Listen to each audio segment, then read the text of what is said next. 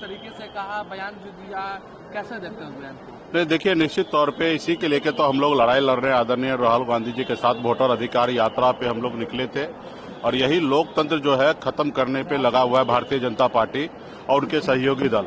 आपने देखा कि किस तरीके से मांझी जी ने जिक्र किया कि 2020 में हमने डीएम साहब को कहने से हमने वहां पे जीत दर्ज कराया और अभी भी अगर हमें फोन करते तो हम जीत हासिल करा देते।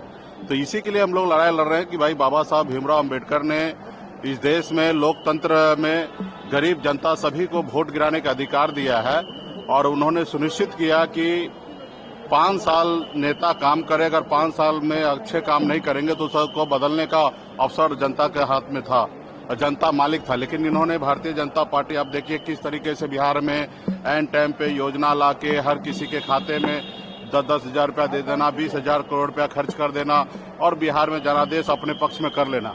अगर इसी तरीके से चलता रहेगा, काम कोई सरकार ना करे और सत्ता में इसी तरीके से बैठा रहे, इसी तरीके से वोट चोरी करके सत्ता में बैठा रहे, इसी तरीके से डीएम को फोन करके और प्रत्याशी को जिताया जाए, तो फिर तो इससे अच्छा इस देश में चुनाव बंद हो जाना चाहिए। अभी हम लोग ज्यादा सोचने की आवश्यकता नहीं है।